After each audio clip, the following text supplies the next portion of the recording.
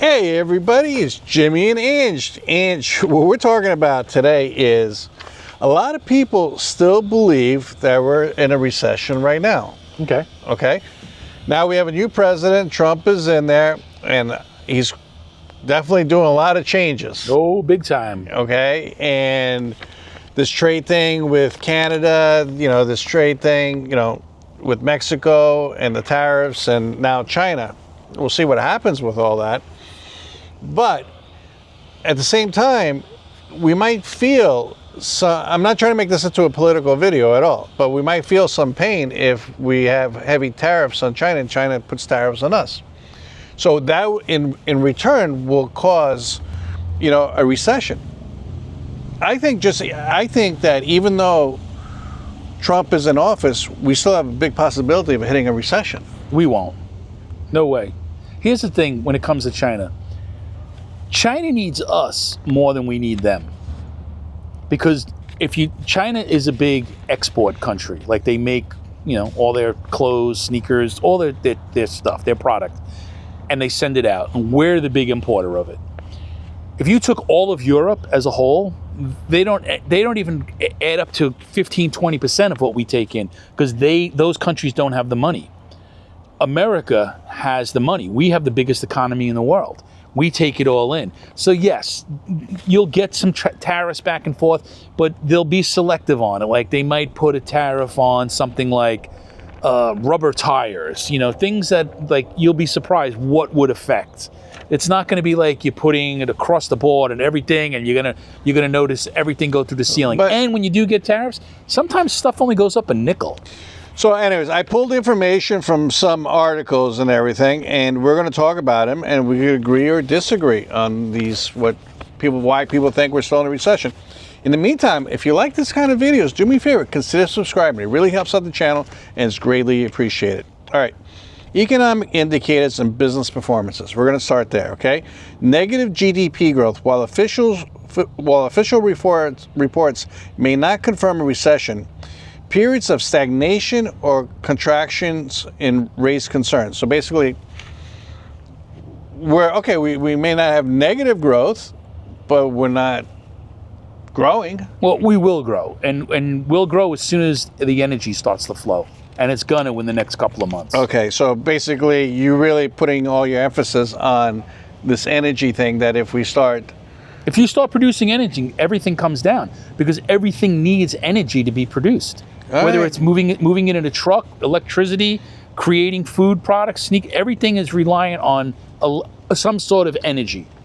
All right, so tell me if you think this one is true. High inflation, persistent inflation has reduced consumer purchasing power, making essentials like food, rent, gas more expensive.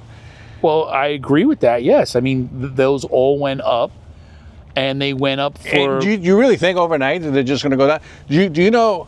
And I'm not trying to make this political, but at the same time, I'm just trying to say, we produced a lot of oil last year, before the election. I think it was a record amount of oil was produced.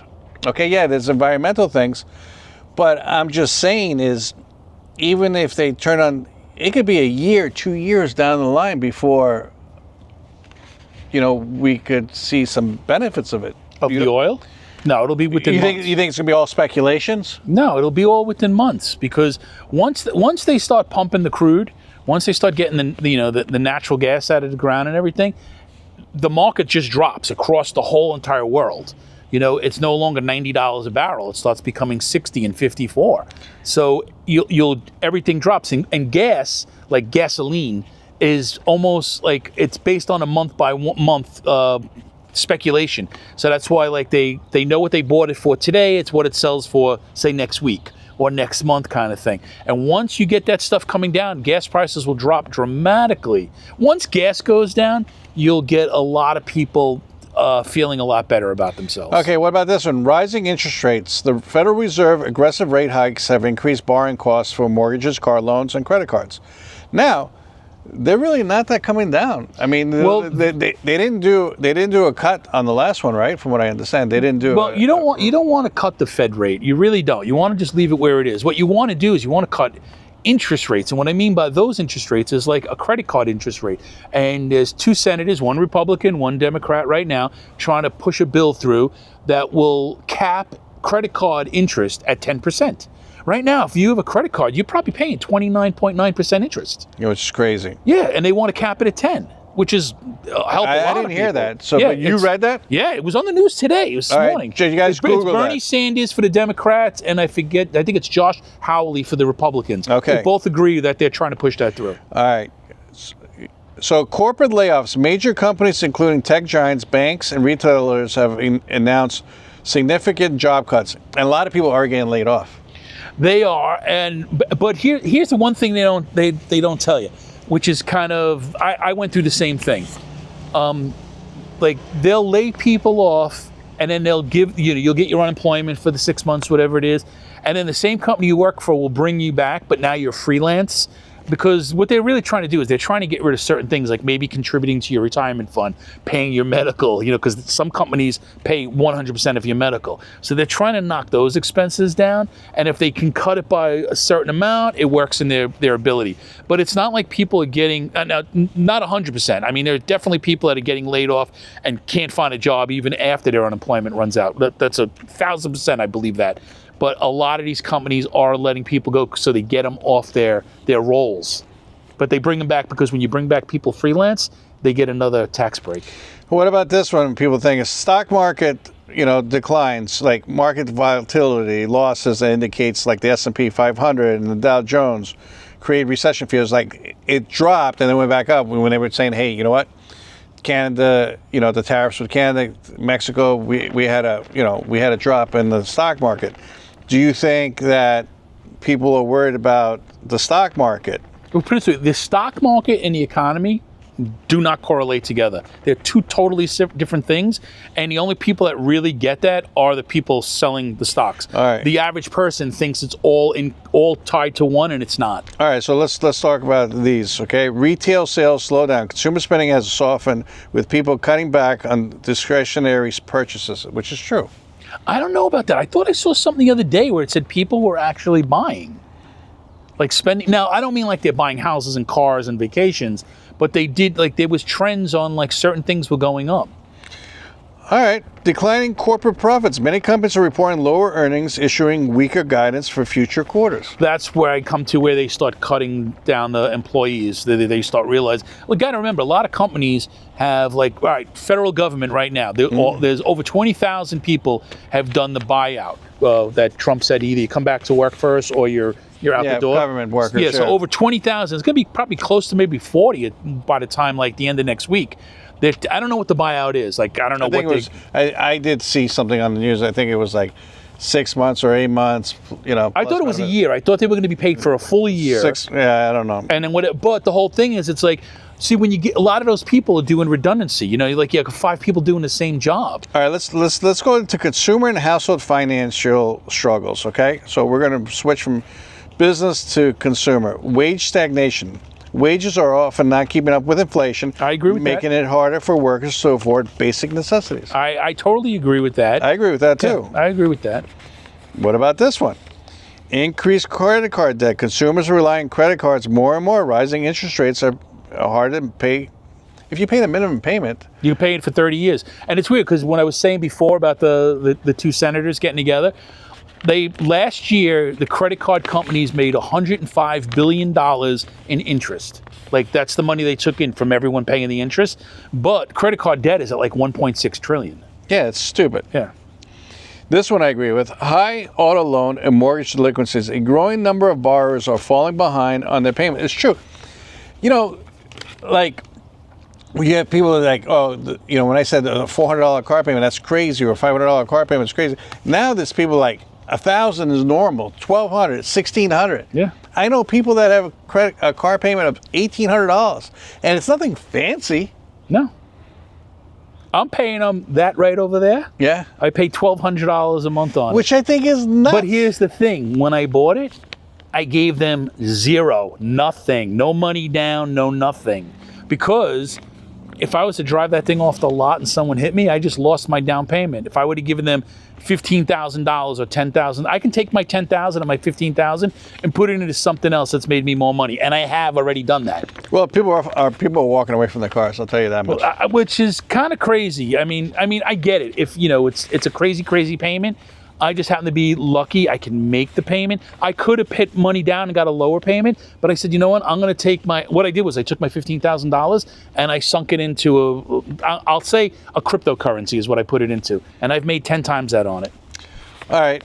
Housing affordability crisis. Mortgage rates are multi-decade heights, pricing out many potential home buyers. It's true. Housing is ridiculous. Yeah. Well, there's also all the related costs, that go with, housing, So that's why people think of a recession. They can't afford a house. Yeah, it's the homeowners insurance. And let's go from owning a house to skyrocketing rent price. Rent increases in many cities are outpacing wage growth, making houses less affordable.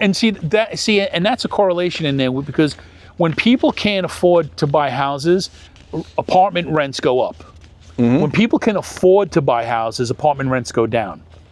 And if you really did your homework and you thought about it, like, I don't want to say today and you're looking to buy something tomorrow, but if you were to plan it out, say give yourself a year or 2 or 3 and you built up your savings and everything, you'd be better off having the house and having the debt hanging over your head because you get all the write-offs, whereas if you're paying top dollar to live in an apartment.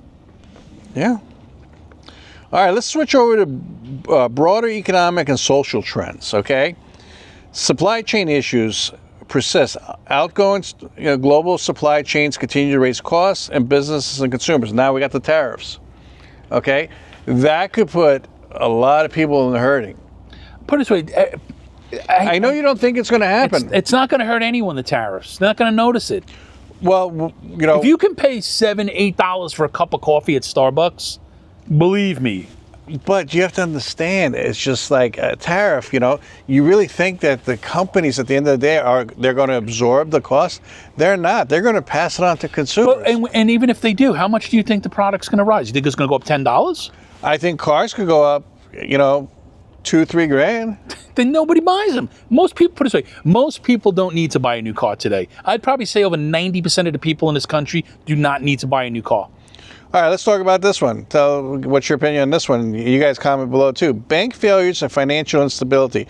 Recent bank collapses have shaken the confidence in the financial system. Well, put it this way, I haven't seen a recent bank collapse, but when those did, the AIG and all of them, when they had the big collapse because of the real estate market, when back in 2007, 8, 9, when everything collapsed, and the old, too big to fail, where they bailed them things out. I think they honestly should have let all of them fail. They should have just let them go out of business, and that's the end of it. Because when they gave them the money, nothing changed. What about this one? Geopolitical uncertainty, global conflicts, trade tensions, instability in key markets are contributing to economic anxiety. People are getting anxiety over what's going on in the world, wars, I don't put it this way. Without a doubt, you'll definitely find someone. I guarantee it. But I don't believe in that because what actually happens pretty much in out of your state really doesn't affect a very high percentage of the people living there. You guys comment below. So you can see. Please comment. I mean, I could be 100% wrong. You should read the comments and respond back to them. But I have to respond for you on a lot of these comments. But the thing is, most people don't live out of their box, man. They don't get out of their circle. I've been, as you have, we've been around the world. We've seen a lot of stuff. I've owned my own business. I've been so far in debt, right, that I was worth more dead than alive. Okay? All right. Here's another trend that people are worried about that we're in that thing. Reduced government stimulus. The absence of pandemic-era stimulus checks and benefits has left many struggling households without extra support. They think the government's cutting back on the free giveaways. And they should be, because you and me and the people watching are the ones paying for them. And they're not going to us. All right, look, just the other day they have, DOGE, Department of Government, what is it, expenditures or whatever it stands for, right? With Elon Musk. Okay. They went to that the USAID thing, which is US aid, which they give aid to all the foreign countries around the world. Okay, certain things definitely, but let's be honest, and it's been all over the news. You had to see in this one, $1.5 million to send condoms, meaning rubbers, prophylactics, to Gaza, to Hamas. What are we sending condoms for 1.5 million to these people for? All right. You know what I'm saying? It's like ridiculous. Where that 1.5 this is more towards that money could have went towards a veteran organization. Like, I'll be honest with you, the one thing this country's always done, it's treated its veterans the worst. It really has. And like, they should take 3/4 of all that money and divvy it up between all the people who protect this country. Okay.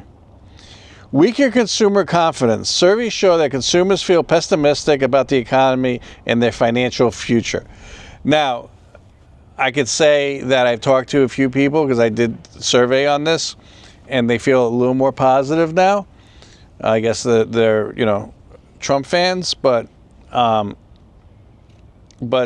it's getting better. But a lot of people still feel uncertain. Well, the guy's only been in office 2 weeks.